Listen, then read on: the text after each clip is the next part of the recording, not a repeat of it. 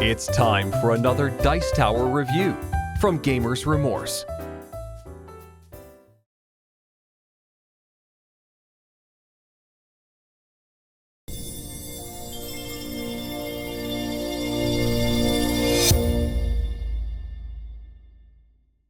Pocket Battles Confederacy vs. Union is a two-player portable war game by Z-Man Games. Each player commands one side of the American Civil War, either the Confederacy or the Union, with the end goal of destroying half of your opponent's army. Players will build an army from the available tiles representing the soldiers they are bringing into battle. You can create your own army, or use recommended pre-made armies from the rulebook. For a custom army, choose an army value and buy units until the value equals the preceded limit. Each troop will have various traits that will benefit them in battle, marked with easy-to-read iconography. Troops will also have engagement or shooting dice, which will aid them in combat. Each tile also shows the troop cost, as well as a formation value. Troops with formation values greater than 1 can be merged with other troops, up to the lowest value among the merged troops to form a unit. A unit will earn a benefit of all the troops and the unit's traits. Players will create the battlefield with excess tiles so as to create 15 zones, left, right, and center, front and rear for each player, as well as a center engagement zone. When players are ready to begin, they get deployment tokens equal to 1/10 of the army value. Players will then alternate placing their troops on the battlefield. Once this is complete, the players may begin. A battle is made of turns, and each turn 2 phases. First, optional redeployment,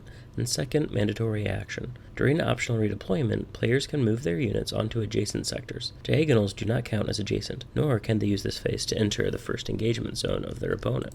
Once each player has had the option to do this, they enter mandatory action phase.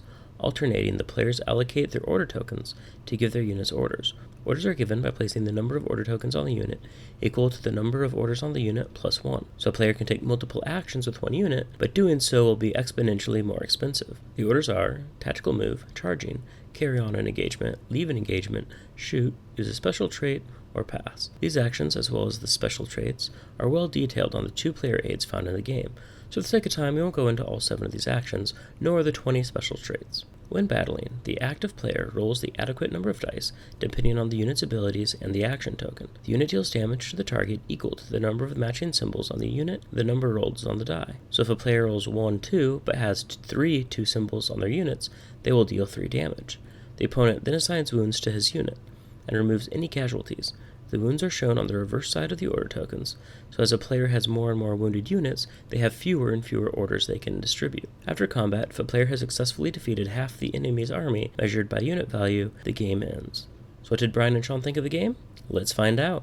It's time to review Pocket Battles Confederacy vs. Union on Gamers Remorse. Let's go ahead and go into our unified rubric. I'll go ahead and start out with the look and the feel. Out of 2, I gave it 1.5. The reason for that is it comes with really nice, I don't know what you'd call this. It's not cardstock, is it? It's chipboard. Yep. So to speak. Real glossy. The icons are good. I think they're the same throughout all the Pocket Battle series. I could tell some commonalities between this and some of the Roman and the Orc games. So I understand why they didn't change them. It didn't really fit the theme per se, but overall, I thought the artwork was good. Each of the different groups, whether it's cavalry or sharpshooters, that was awesome. They also drew in some parallels from, not parallels, but they drew some things from history, which was really fun to see. So the South had more militia, right? The North had more cavalry. And each of them had their own benefit. So the South also had better long-range guns. Mm-hmm. We saw that. So the look and the feel I thought was great. I don't know if I'd change a thing, but I gave it 1.5 because some of the thematic drawbacks of the commonality of the Pocket Battle series. Agree? Disagree? I'm going to agree with you. I think 1.5 is perfect for the look and the feel of this game.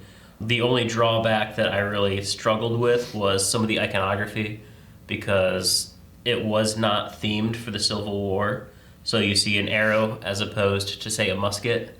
I'm sitting here like, which of my guys are archers? What's happening? Or spears, or what have you. So I think that would have been kind of cool, is had they have upgraded the art to be more thematic. That could have been really fun and really exciting. Balance and mechanics. Yeah, balance and mechanics. What do you think?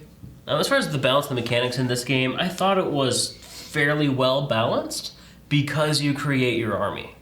So you each have a set token, and each unit has a cost.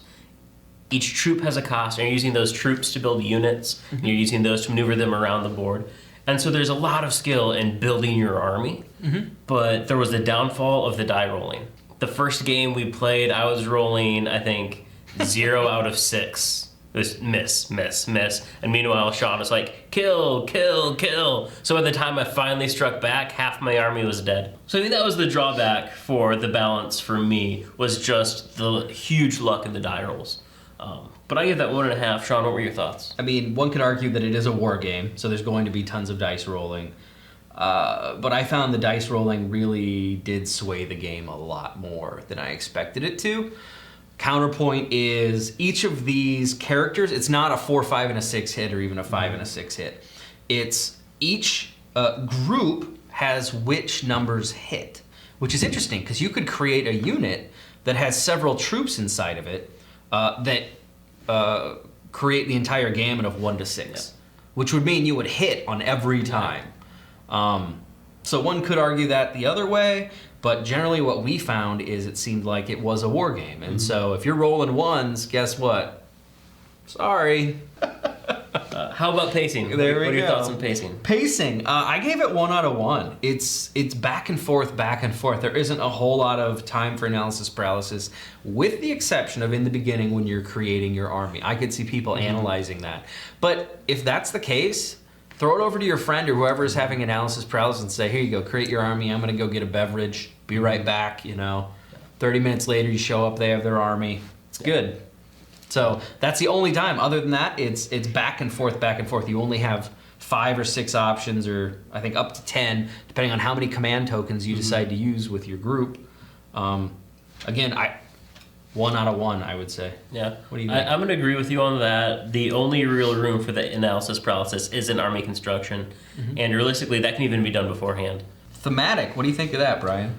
This is a theme I was really excited for. I was really glad that we picked up this specific Pocket Battles. Z-Man Games has a whole line of them that are really exciting. But I am, by default, through my father, a huge Civil War buff. And so I was really excited to get to play a Civil War war game. There are not many Civil War war games out in the market. So I was really excited to see one. And I think that kind of raised my expectations. But then as I was playing it, I was like, oh man, this is cool. I'm controlling this army, these generals and what have you on this battlefield. So all in all, I gave it a 1.75. There were a few times where I'm like, and I think it was more of the iconography that pulled me out of the theme, where I'm sitting here like, wait, spears, arrows, what's happening here? What would you say? I think you pretty much said it. Brian's much more of a thematic buff than I am, but I think it came across quite strong. I did feel like a general commanding my troops. I assembled my troops, I determined their formation, and I determined how they were going to march across the field, or their strategy to defeat Brian's army. 175? Yeah, I'll buy it. I had it as 1.5, but I mean, that's in the margin. So, yeah. 175. How about easy to learn? Easy to learn, I gave that 0.25 out of 1, which is maybe a little bit harsh. Once you get the game, it's easy, and I think you could teach it to anyone in about 5 minutes. The rule book was a bit wordy, a bit loquacious, if you will. There was a lot going on in there, and we had to struggle to kind of understand it. But again, it's a fairly simple game. Another difficulty part in the game is that there's a lot of icons, right? Because you have these little tiny pieces, and what are their special abilities? But they fixed that by giving each person their own little pocket guide here, full of all the icons and how to deal with that. Yeah, I think it deserves a 0.5. So a bit higher than what you said, but there is a lot that you have to learn, preferably before you make that first army. So there is a fairly large barrier to entry, and then as you're playing it, you start saying, oh, I really should have taken this one instead. And so I feel each time you play it, it gets easier. But that first army assemblage and that first gameplay, there is a lot of just strategy that you have to learn. So 0.5? 0.5. All right. Replayability? What do you think? After playing the game, I was more than ready to play another round. It's quick, it's simple. there's that excitement at the beginning of let's get to battle, and that excitement in battle of we're fighting, and then at the end of I can't wait to start the next game. So I gave that 1.75. What are your thoughts on replayability? I gave it a 2 because you're exactly right, and you summed it up quite well in saying, all right, we completed the first game or the first couple of games. I have an idea. I want to pair my general with some awesome, really killer other unit, right? Combine the two, give them the best of both worlds, and then maybe have a flanking unit over here. I mean, there's a whole lot of strategy, a whole world of strategy, I would say, to this game. And I kind of talked about that a little bit in my theme, is I felt like the general, because I could pair those up and, I could figure out what's the best tactic on the field that I could use. But I could be talked down to 175. I think it makes sense. Pocket Battles, Confederacy and Union gets 8 out of 10 stars on Gamers Remorse. But is it worth it? Is it worth the money? Brian, how much does this game cost? And Cool Stuff Inc., this game is going for $10 right now. I think that's totally worth the game.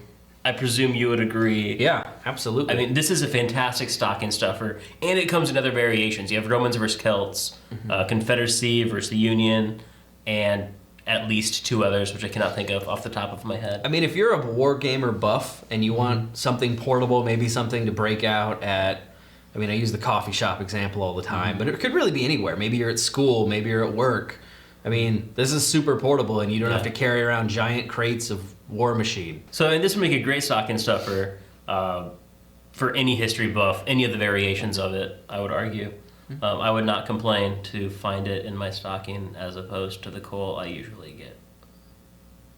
And if this isn't your cup of tea, there's Orcs versus Elves or Celts versus Romans. There's another one. There's another one. Macedonians versus Persians. Interesting. Yeah, check it out. Comments Get below. all of them and have a giant battle. Yes.